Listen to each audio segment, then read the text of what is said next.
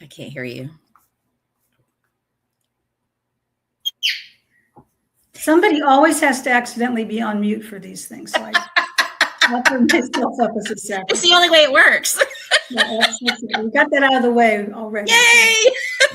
You can mute me anytime. Most people would like to do that. I would never mute you, Edie.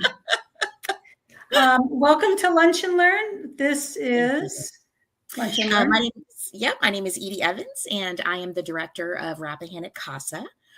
And we are a local nonprofit that provides advocacy for children who've been abused or neglected. Let me just introduce myself as well. Oh, sorry, Lee. I'll be required. That's okay. I'm Lee Criscolo. I'm the head of adult services at the Howell branch of the library. And now we'll go back to Edie, she's going to tell us all about Rappahannock CASA. Yeah, so we were founded in 1990 here in the Fredericksburg region. We serve the city of Fredericksburg and Stafford, Spotsylvania, and King George counties. And essentially what we do is we take caring, committed adults and train them how to be volunteer personal advocates for kids who have been abused or neglected. And so the judges in those communities appoint our program to these cases when they get a case before them where there's an allegation of abuse or neglect. And we essentially train our volunteers to meet with the children at the heart of these cases, at least monthly, wherever it is they're living, learn a little bit about them, serve as kind of a support to them during a particularly difficult time. And then also they have this sort of weighty job, which is to provide information to the court about how these children are doing and any services we think they might benefit from. Most of the kids we serve have been through some sort of trauma. A lot of them are in foster care, which is its own trauma. And so a big part of what we do is we have our volunteers speak to not just the children, but their service providers. So our advocates are speaking with their teachers, their therapists, mentors, pediatricians, parents, foster parents, anybody who is sort of in that child's orbit to get a sense of how they're doing with everything that's going on, any services that might help them kind of move forward with their lives. And then we're making recommendations about those services to the court. Basically, the idea is to remind everybody involved in the process that we're only there because of the needs of these children. And we really want the best interests of the children to be what kind of rules the case. And so the judges appoint us to these cases because they want to hear from members of the community how these children are doing. And we hope that we're providing sort of a three-dimensional picture of these children, many of whom will never meet these judges during the course of the case. But a lot of them are old enough and savvy enough to understand that they're being spoken about behind closed doors, and they want to have a say in the process. And that's essentially what our volunteers are trying to do, is make sure that the children's concerns, their desires, their worries, that those make it to the judge, along with everything else that's happening in the case. So the judge is aware of, what they might want and what they might need, and so that those things are being ordered for them. We have a long history in the country, actually. We're part of a large network of nearly 1,000 programs across the country. We were founded in 1977 by a family court judge in Seattle, Judge Sukup, who passed away about 2 years ago now. But he felt like he was making these really weighty decisions about the lives of children. And he was doing it in rooms that were dominated by attorneys and social workers. And he was worried that he wasn't really hearing from the children at the heart of the case, or somebody who could speak to the needs and desires of the children. So he recruited a bunch of his friends to basically serve as friends of the court. And he sent them out into the community to meet with these kiddos and find out, what was really going on in their lives from their perspective and what they wanted to have happen at the end of these cases. And then he would use that information in addition to the information that was provided to him by social workers and attorneys in the case.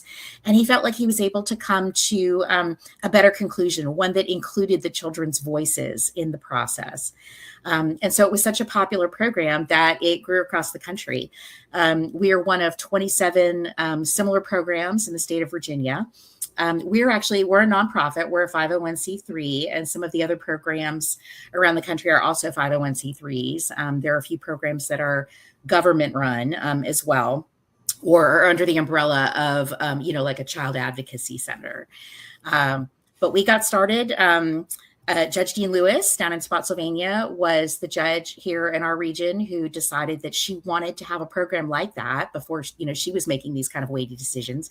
And so she recruited Bev Evans, who was our founding director.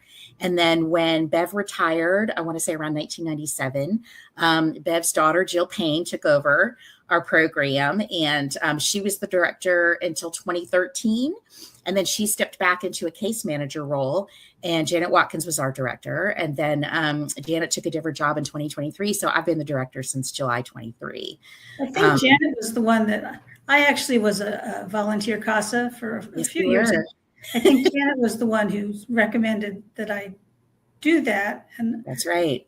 I figured, well, if Janet thinks I can do this, which sounded like an incredibly scary, difficult, thing to do, then I guess she knows better than I do what's involved. So I feel, okay, I'll give it a try.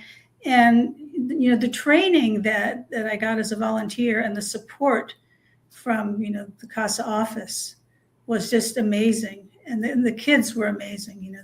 They were going through really difficult stuff, but they were just, it was a really, really good experience. I'm really glad I did it. That's it. It's, I think both Janet and Jill referred to it as, volunteerism on steroids. It is a big lift. We ask for a pretty generous commitment from our volunteers that they give us at least a year's service. All of our volunteers have to go through roughly 35 hours of training before they ever get a case.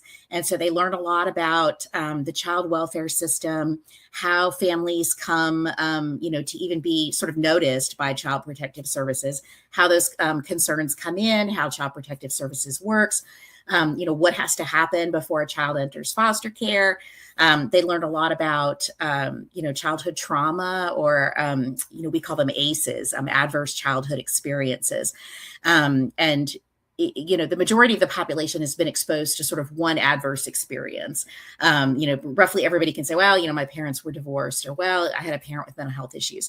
The kids we're serving often have much higher ACE scores. So they've been exposed to quite a bit of trauma. Some of them have endured physical abuse. A lot of them have endured neglect. They've seen a parent maybe overdose, or they've seen substance abuse in their home. We're seeing a real rise in the number of children who have witnessed domestic violence. And so all of that has these sort of long-term health and mental health impacts on children. And so really one of the things that we are trying to raise awareness of, particularly amongst our volunteer corps, is what does that trauma look like? And how can we treat it while the children are young, so that when they get to be adults, this cycle isn't repeated with their own kids, or they're not suffering from untreated trauma, which unfortunately we see in a lot of our parents. Sometimes you'll have a child who's entered foster care because their parents, their home is unsafe for some reason.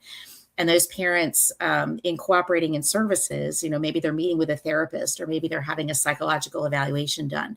And it turns out that they endured childhood trauma. And that's when we realize, oh my gosh, these behaviors that we're seeing from the parent, there's a reason for them. And we don't want the children to grow up and repeat those same behaviors. And so now we're trying to get services for the parents, but also for these kiddos, so that when they become adults, they have a different path forward than perhaps their parents or grandparents, or sometimes great-grandparents had. And so we're sort of educating them what they might see in a case before they ever, are sworn in by a judge and then go out and meet these children for the first time. But the truth is, every case is kind of its own situation. And so no matter how much training goes in, we talk about it a little bit like swimming, right? You're in a class and we're teaching you how to move your arms and legs, but it's all theoretical until you get in the pool and start actually having to keep your head above the water. And so that's really what our staff does. Is it's the volunteer advocate's case. But our staff really tries to support them. And so when they call us and say, oh my gosh, my child that I'm serving is exhibiting these behaviors, or, oh my gosh, the child has these challenges. We're sort of there to say, okay, here are the programs that exist in our community that can maybe help that child, or can maybe help the foster parents help that child, so that again, so they don't grow up to be adults with untreated trauma. Right. Um, we are in addition to the 35 hours of advanced training they get, our volunteers have to do 12 hours every year of ongoing education. And so they're learning about, what it might take to help a child get an individualized education plan in their school setting, what it might take to, recommend that a pediatrician do maybe an evaluation to see if a child is on the autism spectrum. They're learning about all these sort of different avenues of advocacy that they could take throughout the course of their case, and it helps them be better advocates. But often they're the person in the room. We might go to a meeting, or we might go to a court hearing, and everybody is focused on the adults, the parents, because the parents are asked to make changes, right, to make their home safer and more stable. And so oftentimes the parents are kind of the focus of these meetings or these hearings, and the judge wants to know, how are the parents doing with the things that I've ordered them to do? And we're kind of there to remind them that at the center of the case is a child or a sibling group. And they need to be the focus, right? And so the parents might be making progress, and we think that's wonderful, or they might not be. And we might be urging the system to kind of look in a different direction. If we don't think that these parents are going to be able to do the things the court has asked them to do to make their home safer, we might be the ones in the room saying, okay, now it's really time to look at, is there a loving relative who could step up and care for this child and keep them in a family, setting, so that they could still have a relationship with their parents, but have it be more stable and more safe. And if not, is there an adoptive family waiting in the wings for this child? Maybe their foster parents have bonded with this child, and the child feels safe there. And we think that maybe ultimately that might be the best move for this child. But we're really trying to keep the child at the center of the process. One of the things that I like and think is really helpful is that, the child just has one CASA for the whole case. They might have different social workers, different judges, different this and that, but they have, one CASA who's been with them through the whole process. Right. And that's one of the gifts I think that our program kind of brings to the table, is that gift of time and consistency.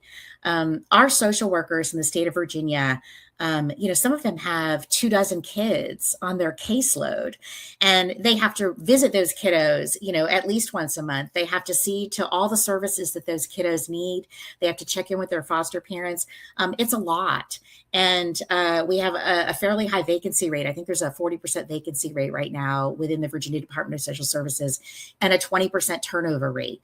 So you might have a social worker who comes into a Department of Social Services, gets trained, has some cases, and then maybe gets an offer from a different Department of Social Services where they're paying a little more money, or maybe a smaller caseload. And so all of a sudden they're gone.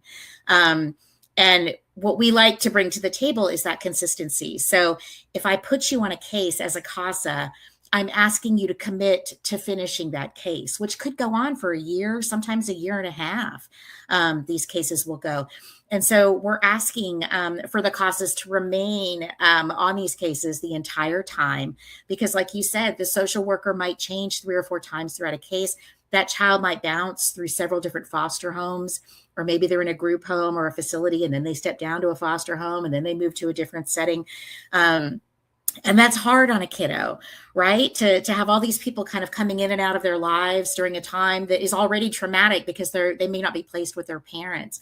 And so we really like for that CASA to be the person who keeps showing up for them, who is a consistent, responsible adult presence in their life, somebody they can count on, who is going to be there month after month after month. We want that person to be checking in again with all of their service providers, because sometimes we get to the end of a case and the CASA is the only adult who's been there from day one. And so has that sort of institutional memory when it comes to the family, when it comes to the services that have been tried and maybe did work or didn't work. And so sometimes we're able to say to the 3rd or 4th social worker, hey, that program you're looking at, we already tried that, and it didn't work with mom's work schedule. And so that was going to be a complication. Let's try something else. Um, we make regular reports to the court. That's a big part of what we do, that include kind of updates on how the child's doing, how the parents are doing, any recommendations that we're making going forward. Um, Judges traditionally approve most of the recommendations that we've made. But one of the things we do in those reports is on the front page, we have a picture of the child, a new picture of the child, to show the judge that time is passing and this child needs certainty and permanency in their life. And so we don't necessarily want to wait another 6 months for another court hearing to get there. We want some solid ground under these children's feet right now. The other thing we include in that report is the number of hours that the CASA has put into that case. And usually it's going to be more than anybody else. It can be 300, 400, 500 hours, depending on how long that case has gone on.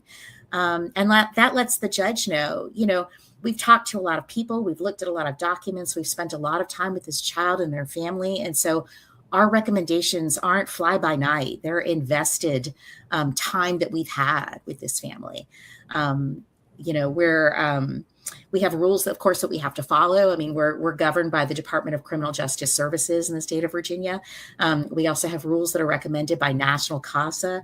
And so we have these benchmarks that we need to live up to. We require a lot of our volunteers. But I think the biggest piece that we bring is time. Because if you're a CASA, you're going to have one child or one sibling group that you're responsible for. If you're a social worker or a guardian ad litem, who in Virginia is the child's attorney, you might have dozens of kids that you're responsible for. And you can only do so much. There's only 24 hours in a day. And so we like to feel like we are assisting the system in keeping its eyes on the kiddos. And that's just, like I said, it's something that we bring to the table that not everybody else can offer, because they are so busy, because they are so overworked. Yeah. Yeah. Wow. That's a lot. It is. I mean, I think most of our volunteers will tell you that it is, it's worth the effort. It's worth the time. Not every case is going to be a happy ending, right? But we're kind of there to make sure that, to the extent that we can, that most cases end with what we think is going to be in the best interests of that child going forward, whether it's, that they get to go back to parents who've made a tremendous amount of improvement, or whether it's maybe mom and dad can't make the changes, but there's an aunt or an uncle or a grandparent who is safe and stable and sober and can raise that child, and can set boundaries with those parents so that when they're healthy, they can have contact with that child. And sometimes there isn't that, and we're looking at an adoptive family, but that's a family that's going to nurture and love them, and raise them in a safe environment. And of course, that's what you want for every child, right? For them to grow up feeling safe and loved and stable. And so that is, kind of our focus, is to make sure that kids end up in permanent, safe, loving homes where they're never harmed again. That's the gold standard. So I'm just going to put the CASA website back up. Yeah. Anybody is interested in contacting you, getting information about maybe volunteering, or if they don't feel like they can volunteer, maybe they want to just contribute monetarily. Absolutely. I mean, we're a nonprofit, right? And so we rely on donations from individuals. We rely on grants. Our community foundation has been a godsend for us. We get some money from the state. We get a little bit of money from the Victims of Crime Act grant, which are not taxpayer dollars. Those are dollars that convicted criminals are forced to pay, the fines and things that come with their convictions. And then we rely on the goodwill, basically, of our community, of our citizens, to help us out. We have a fundraiser every year. The Fredericksburg Area Running Club has been amazing. They organize a 1 mile race for us every fall called the Downtown Mile for CASA. It's a great little run through downtown Fredericksburg. And the people that show up for that are fabulous. The last heat of that run is a superhero run. So people put on their capes and their tights and silly costumes and just have a good time of it. But yeah, it's incredible. I mean, to see, it's a 1 mile run, but some of these kids can do it in like under 5 minutes, which is mind blowing, quite frankly. Yeah, that would not be me. No, me either, me either. But I'm there at the finish line to cheer them on. So, yeah, so we have a fundraiser, and of course Giving Tuesday, and we reach out to folks. But yeah, we tend to think of ourselves as kind of the community's conscience. We're just regular folks who live in this community who look at these kids as if they were ours, right? What would you want for that child if that was your child in foster care, or your child who is now living under a protective order? What would you want to know about them? What would you want for them? And then we send our amazing advocates out into the community with that mindset. And we couldn't do this without our volunteers. They are some of the most incredible people you'll ever meet, including you, Lee. I remember some of your cases; they were not easy. They were interesting. They were not easy. Some of them were easier than others, but they were definitely fascinating, and I definitely feel like I made a worthwhile contribution. You absolutely did. Lives, so. You did. And we hear from judges all the time that, they read these reports, and the information in them is a little bit different sometimes than the information that a guardian is bringing to the court. Right. They're mostly focused on the law, and, and different from the information that DSS is going to bring to the court, because they're going to focus on their process and their policy, and how are the parents, doing in meeting the plan. And we're really just there to kind of paint these people as three-dimensional human beings with all of their challenges and all of the amazing things that they do. And, we want the judges to remember that these are humans that are before them, and little humans don't often have a lot of say in what's happening in their lives. And we are really trying to empower these kids to tell us what they want, tell us what they need, or show us what they need and want, and we'll take care of the rest of it for them. I had one case involving teenagers, and they were able to write their own letter to the judge. That's right. We encourage the kids, to really share what it is that they want to see happen. We don't always agree with them. I mean, sometimes we say in a report to the court, little Johnny would desperately like to go home to his parents, and we're not recommending that at this time because we think the parents still have a little bit of work to do. But when we tell the kids, we will tell the court what it is that you want. We owe it to them to follow through on that. They're not necessarily going to get an audience with the judge until the end of the case, if ever. Some of them are very young, right? And so you're not going to have a 2-year-old come in and talk to a judge. But a 2-year-old can show you in their behavior what it is that they want, what it is that they need. And so we train our advocates to really watch them, to observe them closely, and to use that information to kind of translate, okay, this is what we think this child is trying to tell us with their behaviors. And so we need to meet them where they are and give them what they need. Again, so that when they grow up, this trauma doesn't define them. Yeah. Right. It informs them, but it doesn't have to define who they are. We often talk in training a lot about how you'll see a situation and go, well, somebody should do something about that. And it may be that somebody is you, just a regular person who cares. Honestly, we can teach you the rest. But if you're a person who cares about the welfare of children, that's really kind of the only, initial requirement that you need. Prerequisite. So, yeah, absolutely. Well, that is wonderful. Thank you for sharing all this with us, Edie. Thank you so much. We have volunteer training sessions a couple of times a year. We usually post them on our website, so please visit. If you're all curious about how to do it, go to our website. You'll learn a little bit, and then you can always reach out to us at rappcasa@gmail.com. That's RAPPCASA@gmail.com.